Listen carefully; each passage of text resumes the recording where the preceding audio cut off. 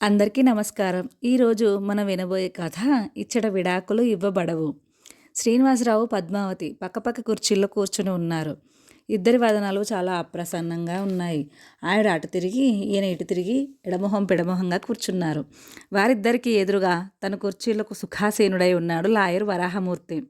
ఆయన వదనం మాత్రం పండు వెన్నెల్లా వికసించి ఉంది. పరగడుపునే పార్టీ వచ్చింది. మరి ఆ మాత్రం ఆనందం ఉండదు? నిశ్శబ్దంగా ఉన్న గదిలో తుమ్మెద ఝుంకారంలా వినిపిస్తుంది ఏసీ శబ్దం. బాయ్ తలుపు తెరుచుకుని వచ్చి 3 కూల్ డ్రింక్ సీసాలు పొందికగా టేబుల్ మీద పెట్టాడు. తీసుకోండి అన్నాడు వరాహమూర్తి. ఎందుకండి ఈ మర్యాదలన్నీ? కించిత్తు విసుక్కున్నాడు శ్రీనివాసరావు. త్వరగా మా పని ముగించండి, అదే 10,000 అంది పద్మావతి విసుగ్గా. చిన్నగా నవ్వాడు వరాహమూర్తి. పర్వాలేదు తీసుకోండి అన్నాడు. వాళ్ళ హడావిడి కంగారు చూస్తుంటే అతనికి చచ్చేంత నవ్వొస్తుంది. కూల్ డ్రింక్లు అందుకున్నారు దంపతులు.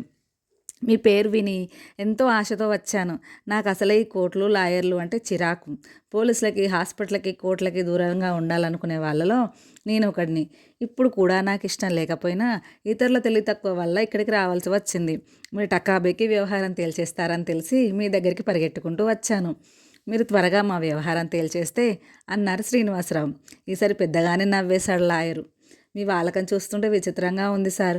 ఏదో కొట్టుకు వచ్చి 1/4 కిలో బెండకాయలు, 1/2 కిలో వంకాయలు ఇవ్వు, అర్జెంటుగా వెళ్ళాలి అన్నంత తేలిగ్గా మీరు హడావిడి పడిపోయి నన్ను హడావిడి పెట్టేస్తున్నారు. విడాకులంటే అంత తేలిగ్గా వస్తాయా? ఇకపోతే నా గురించి మీరు విన్నది సగం మాత్రం నిజం. పక్కా కేసులైతే టకాబికా తేల్చేస్తాను. కొన్ని కేసుల్లో మాత్రం జిడ్డులా పట్టుకుంటాను. మీ కేసు ఆ రెండో కోవకి చెందుతుంది. లక్షణంగా పెళ్ళై ఇన్నేళ్ళు కాపురం చేసి పార్వతీ పరమేశ్వరుల్లా ఉన్నారు. మీకెందుకండి విడాకులు? అడిగేశాడు. గయ్యమంటూ లేచింది పద్మావతి. అదే నా బుద్ధి తక్కువ. అసలు ఈ మనిషితో ఇన్నాళ్ళు కాపురం చేయడమే నా తెలివి తక్కువ. ఈ తెలివితేటలు ఆనడే ఉంటే పెళ్ళైన మర్నాడే విడాకులు పారేసి ఉండేదాన్ని. నేనైతే ఈ ఘటాన్ని పెళ్లి చేసుకునేవాడినే కాదు. అయినా మా పెద్దవాళ్ళని అనాలి. సుఖంగా ఒంటరిగా సంపాదించుకున్నది నా ఇష్టం వచ్చిన రీతిలో ఖర్చు పెట్టుకుంటూ పైలా పచ్చిసిగా ఉన్నవాడిని పట్టుకొని పెళ్ళాం వస్తే నీకు అండగా ఉంటుందని పీకి పాకాన పెట్టి పెళ్లి చేశారు. పెళ్లి చూపుల్లో గుమ్మటంలా కూర్చుని ఇవ్వడం చూస్తే మరీ గుమ్మడికాయలా ఉంది. నాకు వద్దు అని గునిసిన మంచి వంశం, సంప్రదాయం, పనిపాట వచ్చు అని అంటూ నా మెడకి కట్టారు అన్నాడు శ్రీనివాసరావు. అవునవును, అక్కడికి నేనేదో ఈయన్ని వరించి పెళ్లి చేసుకున్నట్లు. సన్నగా నాజుగ్గా బూజుకర్రలా ఉన్నాడు. నాకొద్దు అన్నాను. చేసుకోబే అమ్మడు, చక్కగా బూజు దులిపి పెడతాడు. కుర్చీ పీటెక్కి బూజు దులిపే శ్రమైనా తప్పుతుంది అని నచ్చజెప్పి పెళ్లి చేయించింది మా నాయనమ్మ ఉక్రోషంగా అంది పద్మావతి. అదే నేను చెప్పొచ్చేది. మొగుడు వెధవ అంటే బూజులు దులపడానికి, కావిడితో నీళ్లు తేవడానికి పనికొస్తాడని పెళ్ళిళ్ళు చేసుకోవడం మీ ఇంట్లో ఆనవాయితీయే. మీకు తెలియదు కానీ లాయర్ గారు, ఈవిడ పెత్తల్లి నాకు ఆ రోగం, ఈ జబ్బు అని మూలుగుతూ ఇంటి పనంతా మొగుడు చేత చేయించేది. చాకరీ చేసి వెళ్ళిపోయాడు ఆయన. ఆవిడ మాత్రం ఈనాటికి గుండ్రాయిలా ఉంది. లాయర్ గారు, వీళ్ళది ఎంత గొప్ప వంశం అనుకున్నారు? వీళ్ళ నాయనమ్మ మహా ఇల్లాలు. మొగుడు పెట్టే ఆరళ్ళు భరించలేక చెప్పా పెట్టకుండా కాశీకి పారిపోయిందంట. ఇల్లు నడవక వెతుక్కుంటూ వెళ్ళి కాళ్ళా వెళ్ళాపడి బతిమాలి తీసుకొచ్చారట. మళ్ళీ ఆరెళ్ళు పెడుతుంటే విసిగిపోయి రామేశ్వరం పారిపోయింది. మళ్ళీ తిరిగి రాలేదు. ఈయనకి ఆ తాతగారి పోలికే. ఎంతసేపు పడక కుర్చీల్లో పడుకొని అజమాయిషి చెలాయించడం తప్ప ఏనాడు పూచిక పుల్లంత సహాయం చేసిన పాపన పోలేదు. ఒంటరి కాపురం, పసిపిల్లలు, నలుగురు వచ్చిపోయే ఇల్లు ఎలా నడుపుకొచ్చానో ఆ పరమాత్ముడికి ఎరుక.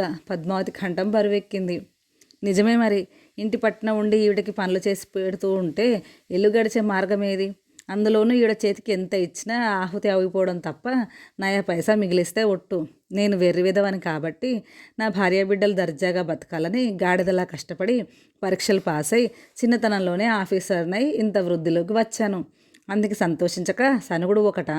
నా రెక్కల కష్టమంతా కరిగించి నగలుగా ధరించి టింగు రంగాన్ని తిరుగుతుంది. అప్పుడు ఎడవచ్చు కదా? వదులు తీర్చుకున్నాడు శ్రీనివాసరావు. తిరిగానంటే తిరుగుతాను. నేను అలా దర్జాగా తిరగబట్టే నలుగురిలో మీ గౌరవం పెరిగింది.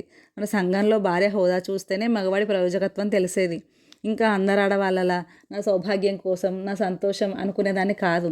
కాబట్టి జిడ్డోడుతూ ఉండే ఈ అన్ని తోమి మంచి బట్టలు కొనిపించింది ఎవరో అడగండి. హోదాకి తగినట్లు ఉండాలని పోరు పెట్టి నవరత్నాల ఉంగరం, మెల్లో గొలుసు, ఖరీదైన వాచి అమర్చింది ఎవరో అడగండి. ఇవన్నీ చేసేసరికి నా తల ప్రాణం తోకకి వచ్చింది. ఏం చేద్దామన్నా డబ్బు ఖర్చు అయిపోతుందని సనుగుడు. 10 రూపాయలు ఖర్చు చేయాలంటే 25 సార్లు లెక్క చూసుకుంటారు. ఎత్తి పొడిచింది.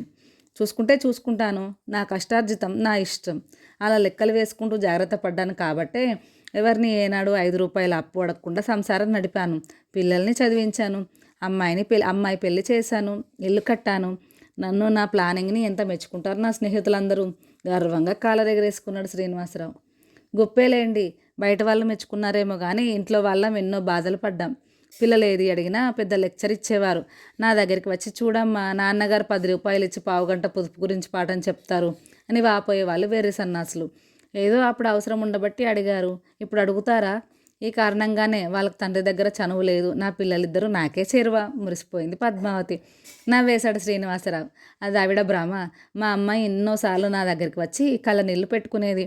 అమ్మ చాదస్తం భరించలేకపోతున్నాను నాన్నగారు, స్నేహితులతో సినిమాకి వెళ్ళాలంటే 1,00,000 ప్రశ్నలు వేస్తుంది అనేది. ఇక మా అబ్బాయి అమెరికా వెళ్తూ, నాన్నగారు ఇన్నాళ్ళు ఇద్దరం ఒకరికొకరు తోడుగా ఉన్నాం, ఇక అమ్మ చాదస్తం మీరు ఒంటరిగా భరించాలి, జాగ్రత్త అని కావలించుకొని చెప్పి వెళ్ళాడు. ఎక్కడ ఆపు స్టాపు లేకుండా వీధి నాటకంలా సాగిపోతున్న వాళ్ళ గొడవ చూసి విసుగు వేసింది వరాహమూర్తికి.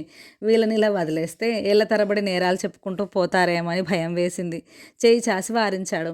చూడండి, మీ వివాహం జరిగి 30 ఏళ్ళు దాటిందని చెప్తున్నారు. మీ మాటలు బట్టి చూస్తే భార్యాభర్తల్లాగా, తల్లిదండ్రుల్లాగా మీ బాధ్యతలు చక్కగా నిర్వర్తించినట్లు తెలుస్తుంది. పిల్లలు పెరిగి పెద్దవాళ్ళయ్యారు, అన్ని బాధ్యతలు తీరిపోయాయి, ఆర్థికమైన ఇబ్బందులు లేవు, అన్ని బాదరబందీలు తీరిపోయి లక్షణంగా చిలక గోరింకల్లా సెకండ్ హనీమూన్ల జీవితం గడపవలసిన ఈ రోజుల్లో విడాకులు అంటారేమిటి? ఇదేం విచిత్రం? నచ్చజెప్ప చూశాడు. లేదులేండి, మా ఇద్దరికీ బొత్తిగా పడటం లేదు. తెల్లవారిన దగ్గర నుండి రాత్రి పడుకునేదాకా దెబ్బలాటలే అందావిడ. దెబ్బలాటలా? ఏ విషయంలో? అడిగాడు లాయరు. ఒక విషయం అయితే చెప్పచ్చు లాయర్ గారు, ప్రతిదానికి ఎడ్డెమంటే తెడ్డెమంటుంది అన్నాడు శ్రీనివాసరావు. ఇలా చెప్తే లాభం లేదు సార్, వివరంగా చెప్పాలి. మీకు పోట్లాటలు ఎందుకు వస్తున్నాయి? ఎవరు ప్రారంభిస్తారు? జిడ్డులా పట్టుకున్నాడు లాయరు. ఇద్దరు కాసేపు ఆలోచించారు. ఉదాహరణకి ఓ విషయం చెప్తాను వినండి. నన్ను టీవీ చూడనివ్వరు, దినమస్తమానం న్యూస్ పెట్టుకుని కూర్చుంటారు. ఒకసారి వింటే చాలదా ఆ న్యూస్? అలా కాదే, అన్ని ఛానల్స్లోనూ అన్ని వార్తలు చూడాల్సిందే. ఫోన్లే, ఈ మధ్యనే రిటైర్ అయ్యారు, ఏమైనా అంటే మనసు కష్టపెట్టుకుంటారని నేనే సర్దుకుపోవాలని చూస్తాను. హెడ్లైన్స్ రాగానే వంటింట్లోకి వెళ్ళి నా పని చూసుకుని వెదర్ రిపోర్ట్ అవ్వగానే వచ్చి కూర్చుంటాను. వార్తలు అయిపోయాయి, ఇక నాకు ఇష్టమైన ప్రోగ్రాం చూడొచ్చు అనుకునేలోగా మరో ఛానల్ మారుస్తారు. మళ్ళీ ముఖ్యమైన వార్తలు, మళ్ళీ ప్రధాని విదేశీ పర్యటన, మళ్ళీ బీహార్లో ఊచకోత, మళ్ళీ వాతావరణం. ఎన్నిసార్లు చూడను? ఏమైనా అంటే నోరు పెట్టుకొని పడిపోతారు చెప్పింది పద్మావతి. ఏం సార్ నిజమేనా? ఎదురుపార్టీని అడిగాడు లాయరు. గాడిదకేం తెలుసు గంధం వాసన అని. ఈవిడకేం తెలుసండి న్యూస్ విలువ? ఈవిడకి కాపురమే కైలాసం, ఇల్లే వైకుంఠం. మరి నా కళ కాదు కదా, నలుగురిలో తిరిగేవాడిని. 4 విషయాలు తెలుసుకోకపోతే ఎట్లా చెప్పండి? మొన్న మధ్య పిలిచి పోఖ్రాన్లో న్యూక్లియర్ టెస్ట్ చేశారు అంటే పోపు వేశారా? ఎవరు? ఎందుకు అంటూ వంటింట్లోంచి 5 సహితురాలై వచ్చింది. అంతదాకా ఎందుకు? పార్లమెంటు ప్రొసీడింగ్స్ చూస్తుంటే వచ్చి కూర్చొని పిల్లిగడ్డం ప్రధానమంత్రి గారు ఏరి అని కళ్ళజోడు పెట్టుకుని మరీ వెతికేస్తుంది. ఆయన ఏనాడో దిగిపోయారు, కొత్త ఆయన వచ్చి కూడా చాలా కాలమైంది. అదిగో ఆ అరచేతుల కోటేసుకుని కూర్చున్నాడు చూడు, అటల్ బిహారీ వాజ్పేయి గారు, ఆయన మన ప్రధాని అని పరిచయం చేశాను అన్నాడు శ్రీనివాసరావు హేళనగా. చాలండి సంబడం, పనికిరానం పరిజ్ఞానం అంటే ఇదే. ఇంగ్లీష్లో పేపర్లు అమ్మితే తెలుగు పేపర్ల కంటే ఎక్కువ డబ్బులు వస్తాయని తెలియదు కానీ ప్రపంచ జ్ఞానం మాత్రం పుష్కలంగా ఉంది. సరే, వార్తలు చూస్తున్న ప్రతిభా పాఠవాలు పెంచుకుంటారంటే అనుకుందాం. క్రికెట్ మ్యాచ్ వస్తే నా పాటలో ఆ భగవంతుడికి ఎరుక. మఠం వేసుకుని మంచం మీద కూర్చుంటాడు. పచ్చి బాలింతరాలకు అందించినట్లు అన్నీ మంచం దగ్గరికే అందించాలి. వాళ్ళు గెలిస్తే ఎగిరి గంతులు, ఓడితే ఆ పూటల్లో కళ్ళు తుడుచుకును, ముక్కెగా పిలుచుకును. మధ్యలో ఒక అరగంట సీరియల్ చూస్తానంటే ససేమిరా ఒప్పుకోరు. తన గోడు వెళ్ళబోసుకుంది పద్మావతి. పోనీ ఆవిడకి ఇష్టమైన ప్రోగ్రాంలు ఆవిడని చూడనివ్వచ్చు కదండి. ఆవిడ ఏ వంట చేసుకున్న సమయంలోనో వార్తలు చూసేసి ఆ తర్వాత పేపర్ చదువుకుంటూ కూర్చుంటే కావాల్సినంత ఇన్ఫర్మేషన్. క్రికెట్ మ్యాచ్ విషయంలో ఆవిడకి టీవీ అప్పగించితే వచ్చిన నష్టం ఏముంది? కాకపోతే ఆ అరగంట రేడియోలో కామెంటరీ వినండి, ఆవిడ సీరియల్ చూస్తారు సలహా చెప్పాడు లాయరు. ఏం సీరియల్స్? నా మోహన్ సీరియల్స్. చూసే వాళ్ళకి తలకాయ లేదు, తీసే వాళ్ళకి తలకాయ లేదు. సీరియల్లో అని గోతికాయ నక్కలా కూర్చుంటుంది. 20 నిమిషాల ప్రకటనలు, 10 నిమిషాల సీరియల్. దానికోసం ఆ చెత్తంతా భరించేసరికి ప్రాణం పోతోంది. ఇకపోతే ఆ వంటల ప్రోగ్రాం కాదు కానీ నా చావుకొచ్చింది. చెట్టుడిగే కాలానికి కుక్కమూతి పిందెలని. ఈ వయసులో ఈవిడ టీవీ చూసి నేర్చుకోవడం ఏమిటి చెప్పండి? ఈవిడది స్వతహాగా అమృత హస్తం. కళ్ళు మూసుకొని వంట చేసినా అమృతంలా ఉంటుంది. ఈ మధ్య కొత్త వంటలన్నీ నేర్చుకుని వేపుకు తింటుంది. మొన్నటికి మొన్న వరహాల మూటలట ఆ వంటకం చేసింది. అవి తిని నోరంతా కొట్టుకుపోయింది. కిందటి వారం ఆపిల్ పుడ్డింగ్ అంట. పీకినా రాదమ్మా నా పిండి వంట అన్నట్లు అది నాకు అలివి కాక మా వరండంలో పడుకొని వీధి కుక్కకు వేశాను. నూట ఖర్చుకొని పోయింది, మళ్ళీ తిరిగి రాలేదు. వాపోయాడు నీ శ్రీనివాసరావు. ఇది మరీ బాగుంది. మనిషి అన్నాక పొరపాట్లు రావడం సహజం. కమ్మగా వండితే వెనక్కి మిగలకుండా ఆరగించడం లేదు. అప్పుడేమైనా మెచ్చి మిగతలు కప్పుతున్నారా? పోనీ వంటలు సీరియల్స్ అలా ఉంచి సినిమాలైనా చూస్తానంటే చూడనిస్తారేమో అడగండి. పాత సినిమాలు బాగుంటాయి, నేను ఒప్పుకుంటాను. కానీ చూసి చూసి కంటతా వచ్చేసిన సినిమాలు ఎంతకని చూస్తాం? కొత్త సినిమా చూస్తుంటే ఓ సనిగి చంపేస్తారు, మండిపడింది ఆవిడ. కాలక్షేపం కోసం ఏ సినిమా అయినా చూడొచ్చు, కానీ ఆ పాటలన్నీ ఇంట్లో పాడుతుందే, అదే తలనొప్పి వ్యవహారం. ఆ మధ్య నా స్నేహితుడు కొడుకు వెంటబెట్టుకుని ఇంటికి వచ్చాడు. ఈవిడ పక్క గదిలో నుంచి అబ్బా నీ తీయని దెబ్బ మూత మూతగా ఉందిరా అబ్బా అంటూ ఒకటే రోత. ఆ కుర్రాడేమో ఒంటెలా మెడ తిప్పి దొంగ చూపులు చూడడం ప్రారంభించాడు. నాకు జాలేసి పక్క గదిలో మీ అత్తయ్య ఉంది నాయన, వెళ్ళి పలకరించి రాపో అని చెప్తే మొహం ఇంత చేసుకున్నాడు. కృష్ణారామ అనుకోవాల్సిన రోజుల్లో ఈవిడకెందుకండి ఈ కుర్రచేష్టలు? ఉసూరుమని తల పట్టుకున్నాడు వరాహమూర్తి. మళ్ళీ మొదలైంది సంవాదం. ఇక లాభం లేదు. వీళ్ళకి మాట్లాడే అవకాశం ఇవ్వకుండా తానే మాట్లాడాలి. చూడండి, మీ ఇద్దరి మాటలు విన్న తర్వాత నాకు అర్థమైంది ఏమిటంటే, మీవన్నీ చిన్న సమస్యలు. ఇన్నాళ్ళు ఇంట్లో ఒంటరిగా ఆవిడ మాత్రం ఉండేవారు. పగలంతా మీరు వ్యాపకాల్లో ఉండేవారు. రిటైర్ అవ్వడంతో కాస్త చిరాగ్గా ఉంది. ఈ మార్పు సమయంలో ఈ కీచులాటలు సర్వసాధారణమే. ఈ మాత్రానికి విడాకులు అవసరం లేదు. గోటితో పోయేదానికి గొడ్డలెందుకు నచ్చ చెప్ప చూశాడు. ఆహాహా అది కాదండి అంటూ ముక్తఖండంతో అరచిన వారిద్దరిని వారించాడు. నా దగ్గరికి వచ్చారు కాబట్టి నా సలహా పాటించి చూడండి. ఈ పరిస్థితుల్లో నేనే కాదు, మరే లాయర్ అయినా ఇదే సలహా చెప్తాడు. మీకు ఆర్థికంగా ఇబ్బంది లేదు కాబట్టి ఇంకో టీవీ కొనుక్కోండి. దాంతో సగం సమస్య పరిష్కారం అవుతుంది. పరస్పరం మాట్లాడుకోవడం మానేయండి. అవసరమైతే 4 మాటలు మాట్లాడుకోండి. 2 గదులు ఉన్నాయి కదా, మీ ఇంట్లో ఎవరి సామాన్లు వారు సర్దుకొని చెరో గదిలో ఉండండి. మీరు మామూలుగా వంట చేసి టేబుల్ మీద పెట్టేయండి. ఇద్దరు విడివిడిగానే భోజనం చేయండి. బజారు పనులు గట్రా ఆయన చేయనివ్వండి. మాట్లాడనవద్దు, పోట్లాడుకోనవద్దు. ఇలా ఒక 6 నెలలు గడిపి తర్వాత మళ్ళీ నా దగ్గరకు రండి. అప్పుడు సీరియస్గా ఆలోచించి అవసరమైతే తప్పకుండా విడాకులు ఇప్పిస్తాను అన్నాడు కాస్త గంభీరంగా. సనుక్కుంటూనే వెళ్ళిపోయారు దంపతులిద్దరూ. వాళ్ళు వెళ్ళాక తనివి తీరా నవ్వుకున్నాడు లాయరు. లోపలికి వెళ్ళి భార్యకి చెప్పాడు. అంతా విని అయ్యో నన్ను పిలిస్తే నేను ఆనందించి ఉండేదాన్ని అంది ఆవిడ. ఈసారి వస్తారుగా, అప్పుడు పిలుస్తానులే అని హామీ ఇచ్చాడు లాయరు. 6 నెలలు గడిచిపోయాయి. ఆ వేళ ఆదివారం. వరాహమూర్తి ఇంట్లోనే ఉన్నాడు. అక్కడెక్కడో బట్టలు సెకండ్ సేల్ పెట్టారట. పదండి వెళ్దాం అని భార్య పూరు పెట్టడంతో భార్య సమేతంగా బయలుదేరి వెళ్ళాడు. అక్కడ దాకా వెళ్ళాక చూడు లోపల రష్గా ఉంది, నాకు చిరాగ్గా ఉంటుంది, నీ వెళ్ళిరా, నేను ఇక్కడే వెయిట్ చేస్తాను అన్నాడు. అదేమిటి ఇంత దాకా వచ్చి లోపలికి రారా, సెలక్షన్లో సాయం చేద్దురు కానీ రండి అంది ఆవిడ. సమాధానం చెప్పబోతూ పరిచిత కంఠాలు వినిపించడంతో అటు చూశాడు. వాళ్ళే, ఇదిగో ఆ వేళ నేను చెప్పలేదు వీళ్ళే అంటూ దగ్గరికి వెళ్ళి పలకరించి నమస్కారం పెట్టాడు. ఆయన్ని చూడగానే మీరా మహానుభావ, 100 ఏళ్ల ఆయుష్, మీ గురించే అనుకుంటున్నాను. మీరు పెట్టిన 6 నెలల గడువు అయిపోయింది.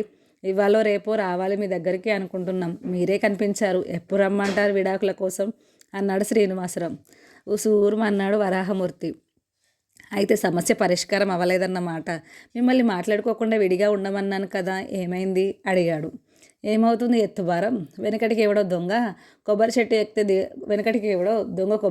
ఎక్కితే దిగకుండా ఉండాలని చెట్టు మొదలకి మడిబట్ట కట్టాడట. అలా ఉంది. మాట్లాడకపోతే ఎలా జరుగుతుంది చెప్పండి.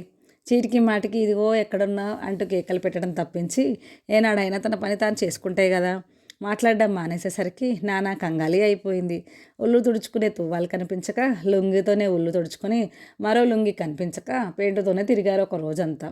కాఫీ తాగాలనిపించిందట. నన్ను అడగడానికి అహముడ్డొచ్చి తానే కాఫీ కలుపుకోవాలనుకున్నారట. ఫ్రిడ్జ్లు తీసి పాలకి బదులు పెరిగిన తీసుకెళ్ళి పొయ్యి మీద పెట్టి పాలు విరిగిపోయాయని బాధపడి విరుగుడుతో కోవా చేద్దామని ఆ పెరుగు ఇరగబెట్టి దానిలో ఇంత పంచదార పోసి దాన్ని మాడబెట్టి నాగం చేసి పెట్టారు. మరో రోజు టీడీ కాషన్ మిగిలిపోతే గిన్నెను డైనింగ్ టేబుల్ మీద పెట్టాను. అది చారనుకుని అన్నంలో పోసుకున్నారు. ఆయన అలా వదిలేస్తే కొంప కొల్లేరు అయిపోతుందని విధి లేక మాట్లాడడం మొదలుపెట్టాను. పద్మావతి పరిస్థితి అంతా వివరించింది. అదేం కాదులేండి, ఏదో అలవాట్లేని వ్యవహారం కాబట్టి కాస్త అటు ఇటు అయిన మాట వాస్తవమే. 4 రోజులుంటే నేనే నేర్చుకునేవాడిని. అసలు రహస్యం ఏమిటంటే ఈవిడ ఇంట్లో పులి, బయటకెళ్తే పిల్లి. ఈవిడ ప్రజ్ఞ వినండి మరి. ఆ మధ్య మా స్నేహితుడి ఇంటికి వెళ్ళాలని బయలుదేరాం. పళ్ళు కొందామని ఇంటికి దగ్గరలో ఉన్న జంక్షన్లో ఆటో ఆపించాను. మాట్లాడకూడదు అనుకున్నాం కదా, అయినా అంతకుముందు 60 సార్లు వెళ్ళిన ఇల్లే కదా, ఆ మాత్రం వెళ్ళలేదా అనుకుని నా దోన నేను వెళ్ళిపోయాను. పావుగంట తర్వాత తిరిగి వస్తే ఇంకా కుక్కపిల్లల జంక్షన్లోనే తిరుగుతుంది. పి రంగారావు గారి ఇల్లు ఎక్కడో తెలుసా, పి కామాక్షమ్మ గారి ఇల్లు ఎక్కడో తెలుసా అని అందరినీ అడుగుతుంది. ఇంటి నెంబర్ చెప్పమంటున్నారు వాళ్ళు. ఆ మాటకొస్తే మా ఇంటి నెంబరే తెలియదు ఈవిడకి. ఇక ఊళ్ళో వాళ్ళ ఇంటి నెంబర్ ఏం చెప్తుంది? బుర్ర గోక్కుంటూ నుంచుంటే పోనీ కదా అని నియమోల్లంఘన చేసి నాకు తెలుసు పదా వెళ్దామని తీసుకెళ్ళాను. బదులు తీర్చుకున్నాడు ఆయన. ఇది మరీ బాగుంది. ఎప్పుడో 6 నెలల కిందట వెళ్ళాం కాబట్టి తడబెడ్డాను. అందులోనూ ఈ ఊరు పాపం పెరిగినట్లు పెరిగిపోతుంది. ఇప్పుడు చూస్తే రేపటికి మారిపోతుంది అందావిడ. వాళ్ళని అలా వదిలేస్తే చెప్పుకుంటూ పోతారు కాబట్టి అడ్డుకున్నాడు లాయరు. ఇప్పుడు ఇక్కడికి ఎందుకు వచ్చారు అడిగాడు. ఏం చెప్పమారంటారండి, ఈ మధ్య ఈవిడకి సేల్స్ చుట్టూ తిరిగే పిచ్చి పట్టుకుంది, అందుకే వచ్చాం చెప్పాడు ఆయన. అంతేలేండి, పుణ్యానికి పోతే పాపం ఎదురైంది అంటారే, అట్లా ఉంది ఈయన ధోరణి. వేసవికాలం వస్తుంది, కాటన్ షర్ట్లు చిరిగిపోయాయని ఇక్కడికి తీసుకొస్తే నన్ను ఉద్ధరించడానికి వచ్చినట్లు ఆ వాలకం చూడండి. అయ్యా అదో వంక, నాకు షర్ట్లు కొనాలంటే ఇక్కడికే రావాలా, మామూలు షాపుల్లో దొరకవా ఆయన సందేహం. ఎందుకు దొరకవు, కాకపోతే అక్కడ ధరలు ఎక్కువ. ఆ ధరలు విరగానే ఈయన ఓమ్మో ఓర్నాయనో ఇంత ధరే, నా చిన్నతనంలో మా తాతయ్య 5 రూపాయలు ఇస్తే దాంతో ఒక సిల్క్ చొక్కా 2 మామూలు చొక్కాలు కొనుక్కొని మిగిలిన డబ్బులతో పప్పుండలు కొనుక్కు తిన్నాను అంటూ గత వైభవం వర్ణిస్తూ సొదపెట్టడం. వాళ్ళు నవ్వుకొని సరేలేండి అంకుల్, ఇక మీరు వెళ్తే మేము షాప్ కట్టేసుకుంటాం అనడం. ఈ వినోదం అంతా ఎందుకు, ఇక్కడ చౌకగా దొరుకుతాయని ఇక్కడికి వచ్చాం ఆవిడ సమాధానం. ఓలి తక్కువ అని గుడ్డిదాన్ని పెళ్లి చేసుకుంటే కుండలన్నీ పగలగొట్టిందన్నట్లు ధర తక్కువ అని కొని ఆ మధ్య పండక్కి నాకు జత బట్టలు కుట్టించింది. నల్ల పెంటు గల్ల చొక్కా నీళ్ళల్లో పెట్టగానే గల్లు నీళ్ళల్లో కరిగిపోయాయి. చొక్కా మాత్రం బయటకు వచ్చింది. ప్యాంటు మాత్రం రంగు నిప్పులా ఉంది. కాకపోతే మూరెడు కుంగింది అంతే. ఈసారి కొడుకు అల్లుడు వస్తే వాళ్ళకిస్తే బర్ముడలాగా వాడుకుంటారు, కుట్టుకూలి గిట్టుబాటు అవుతుంది అనుకుంటున్నాను అన్నాడు ఆయన. నవ్వాపుకున్నాడు లాయర్. పోనీ ఈయన బట్టలేవో ఆయన్నే కొనుక్కొనిస్తే పేచీ ఉండదు కదండి సలహా చెప్పారు. ఆ వైభోగము అయింది నాయన. ఈ మధ్య తానే వెళ్ళి రెడీమేడ్ షర్ట్ కొనుక్కొచ్చారు, బోలెడంత డబ్బు పోసి. దాని నిండా బొమ్మలు పువ్వులు, పైగా అది వేసుకుంటే చిరంజీవిలా ఉంటారు అని సేల్స్మెన్ చెప్పాడట. అతగాడు చెప్పాడా అనుకోండి, ఈయన వివేకం ఏమైందట. అది తొడుక్కొని బయటకు వెళ్తే ఇంకేమైనా ఉందా, ఆ బొమ్మల చొక్కా వేసుకున్న ఆయనే పద్మావతమ్మ గారి భర్త అని నలుగురు నవ్వుకోరు. ఆ చొక్కా చెంచి టీవీ కవర్ కుట్టాను అంది ఆవిడ వెంటనే. అందుకే అంత్య నిష్ఠూరం కన్నా ఆది నిష్ఠూరం మేలని ఈవిడని వెంటబట్టుకొచ్చాను అన్నాడు ఆయన. మా ఆవిడ ఏదో బట్టలు కొనాలంటే ఇలా వచ్చాను, ఈమె మా ఆవిడ అని పరిచయం చేశాడు లాయరు. నమస్కారాలు అయ్యాక, లాయర్ గారు ఇక్కడే కనిపించారు కాబట్టి మళ్ళీ ఫోన్లో మాట్లాడడం ఎందుకు, ఎప్పుడు రమ్మంటారు విడాకులకి అని అడిగాడు శ్రీనివాసరావు. బాబు కాస్త త్వరగా వచ్చే ఏర్పాటు చేయనా, నీకు పుణ్యం ఉంటుంది, పడలేకపోతున్నాయని ఈయనతో అంది పద్మావతి. అవునండి, కాకపోతే కాస్త ఫీజు ఎక్కువ తీసుకోండి, కానీ త్వరగా ముగిసేలా చూడండి. ఆ విషయంలో మాత్రం భార్యతో ఏకీభవించాడు ఆయన. అలా ఎలా కుదురుతుంది సార్, విడాకులు కావాలంటే బోలెడన్ని రూల్స్ ఉన్నాయి. భార్యాభర్తలు కొంతకాలం విడిగా ఉండాలి, ఇంకా 1,00,000 షరతులు ఉన్నాయి. చూద్దాంలేండి, మరో 6 నెలలు ఆగిరండి అన్నాడు లాయరు. బాగుందయ్యా నీ వాయిదాలు నువ్వును. ఈ లెక్కన నాకు విడాకులు ఎప్పటికి వచ్చాను. ఏదో ఉపాయం ఆలోచించాలి మీరే. దేవుడు వరం ఇచ్చిన పూజారి వరం ఇవ్వకపోవడం అంటే ఇదే. సర్లే, నేను లోపలికి వెళ్తున్నాను, జనం పెరుగుతున్నారు, ఇంకాసేపు ఉంటే లోపల కాలు పెట్టలేం అంటూ వెళ్ళిపోయింది ఆవిడ. ఈ మడత పేచీలన్నీ మనకేనండి, అమెరికాలో అయితే సుఖం, ఇట్టే విడాకులు వచ్చేస్తాయట మా అబ్బాయి చెప్పాడు. సరే కానివ్వండి, ఏం చేస్తాం, మీ ప్రయత్నం మాత్రం మానకండి, నేను వెళ్తా. మా ఆవిడ బొత్తిగా అయోమయం మేళం. ఆ మధ్య కూరల మార్కెట్లో నాలాగే నిండు నీలం పెయింటు లేత నీలం షర్టు వేసుకున్నవాడిని ఎవడను నేను అనుకుని కాస్త పర్సు పట్టుకోండి అని పర్సు వాడి చేతికిచ్చింది. అది పుచ్చుకొని వాడు అదే పోయాడు. అదృష్టవశాత్తు పర్సులో డబ్బు ఎక్కువలేదు. ఇప్పుడు అలాంటి పని చేసిందంటే క్షవరం అవుతుంది అనేసి వెళ్ళిపోయాడు. అంతవరకు నవ్వాపుకుంటూ ఉన్న లాయర్ గారి భార్య మనసారా నవ్వుకుంది. కొంపతీసి వాళ్ళకు విడాకులు కానీ ఇప్పిస్తారా అని భర్తని అడిగింది. మన సంస్కృతికి, మధురమైన వివాహ బంధానికి ప్రతీకలు దంపతులు. నేనే కాదు, నిలువెత్తు ధనం పోసినా చూస్తూ ఏ లాయర్ కూడా వీళ్ళకి విడాకులు ఇప్పించడు. ఈ దేశంలో ఇటువంటి వారికి విడాకులు ఇవ్వబడవు అని నిర్ధారించి చెప్పాడు లాయరు వరాహమూర్తి. ఈ కథ మీకు నచ్చిందా? ఈ కథని మనకు అందించిన వారు శ్రీమతి పొత్తూరి విజయలక్ష్మి గారు. ఈ కథ మీకు నచ్చితే లైక్ చేయండి, షేర్ చేయండి, కామెంట్ చేయండి. ఇలాంటి మరెన్నో కథల కోసం మన తెలుగు ప్రపంచం ఛానల్ని సబ్స్క్రైబ్ చేసుకోండి. Thanks for watching.